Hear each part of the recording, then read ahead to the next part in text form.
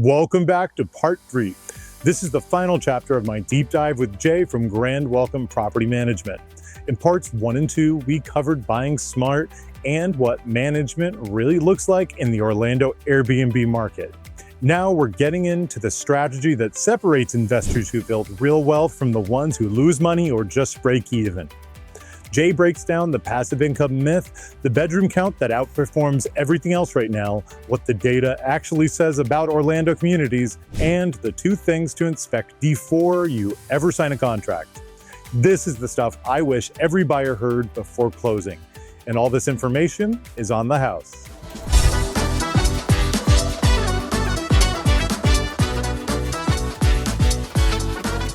Yeah. A lot of people think that this is a very passive stream of income, and I don't believe that.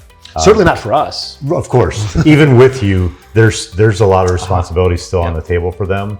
And again, decisions to be made. Absolutely, and it's not like 20 hours a week that they have to put into this house, but it's not just like going to the mailbox and pick up a check like a long-term rental would be, right? And here's something, because there's replacement costs and things break, and you have to send an invoice. Hey, we have to replace the toaster again. Yep.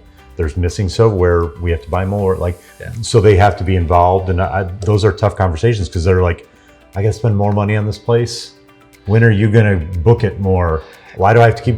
So I imagine that weighs heavy on something that's part of the business that you don't really and cherish. What we're not going to do is we're not going to charge people for a broken glass. Like we're not going to go after. We're not counting silverware. We are counting silverware once a quarter, but when a fork goes missing, is it worth your time to count all the forks? Right.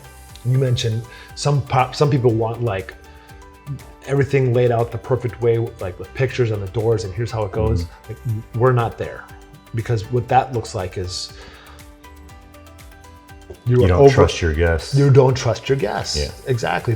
It needs to look like a house that is somebody's house. Right. No, I don't know about you, but when I open my cabinets at home, like I don't have pictures. Right.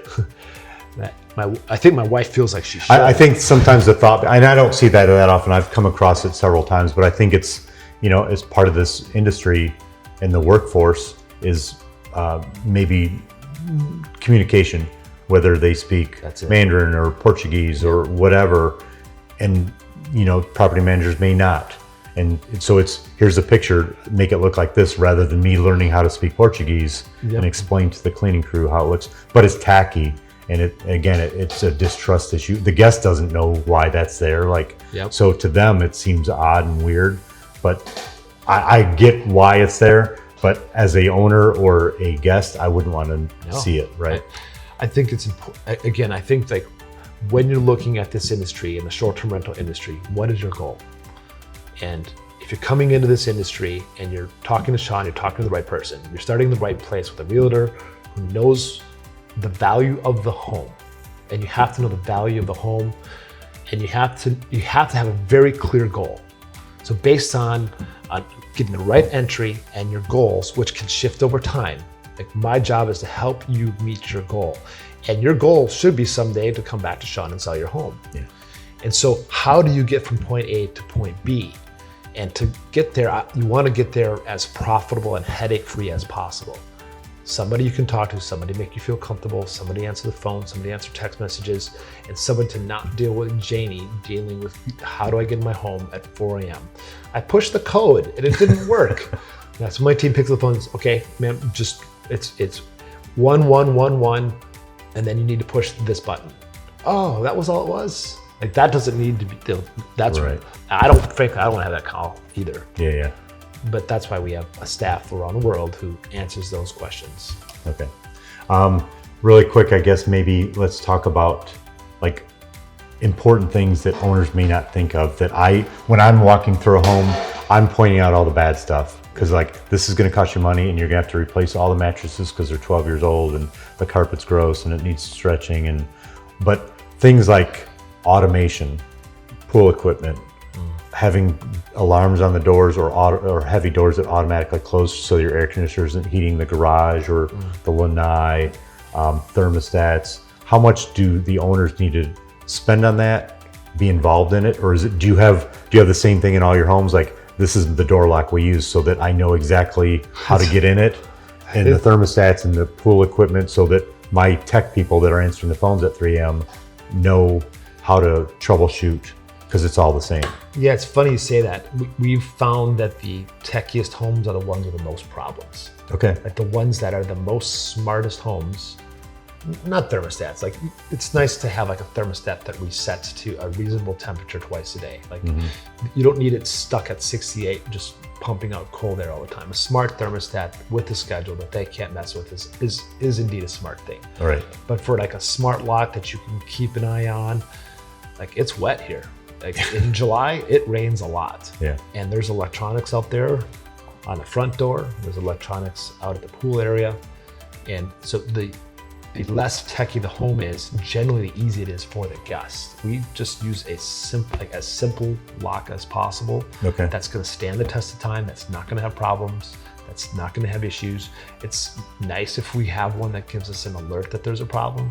But again, the smarter the lock, sometimes they just go bad much quicker. Yeah. And then the other one, look, I just spent $400 on this. Like, look, I had it in my home too, and I just went with like a simple Amazon lock, and it's been years since I've last changed it. Okay. When you are selling your home, and you're looking for, this is going to cost you, this is going to cost you, HVAC, like how old's the HVAC? Yep. What do the coils look like? The water heater, like I know you know this, but those two things, generally speaking, those HVAC units are abused and they're not taken care of. Sure. So like anyway, I remember the house that you and I were in. Yeah. And that HVAC unit was a problem, and the owner was about to bail on the sale. I remember you were like, this is why you're such a great guy. Shawn goes, we had the owner on the phone, he goes, you know what? I'm just gonna take care of it. It was a $1,200 bill. Shawn didn't even blink. He goes, look, I'm just gonna take care of it. It's going to be working. It's going to be functional. We had the tech on the phone. Shawn paid the guy's HVAC bill. It went ahead and it closed. Right. And so that's the type of guy you are. And we knew when we were there to look for that, and had the owner, all right, but here's what here's what we're going to do. We're going to take care of it. It's going to be done. Yeah. It was functional. It just needed a $1,200 part. Sure. Pool equipment stuff goes bad. Have a pool tech, a real pool tech, spend $125, have them look it over, and give you an idea of how long the pump's gonna last, how good the heater is, because heaters are sitting outside and they're getting rusted, especially in these communities with gas heaters, and the burners rot out for $125. If you know you're gonna have to spend $6-7 grand on a heater, like, work that into your contract. Yeah. But those are like the two big things that we see, is the HVAC failing and the pool equipment, especially the heaters. Okay. What's if you could be, on your megaphone and tell everybody that wants to buy one of these, what's your one or two biggest pieces of advice, what to do or what not to do? So I would say study the data, and we've got really good data that historically says 5-bedroom homes, plus or minus, offer a lot of resiliency. So if you want to get a big home, that's great. But we've seen a period of time where those big homes have dipped, where those 4 and 5 bedrooms kind of stay the course. Okay. The 2s, the 3s have sort of fallen off. The bigger homes have fallen off, but the 4, 5, 6 bedroom homes seem to be more productive. Okay. And this, because you don't have big groups of people traveling. After COVID, all those people were traveling and they got it out of their system. These big homes boomed, but we're generally not seeing that anymore. Okay. And that can change. Right. And I've always kind of touted, buy the biggest home you can afford.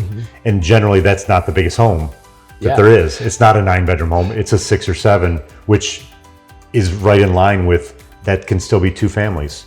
6 bedrooms, 12 people, that's 2 families, maybe 3 even.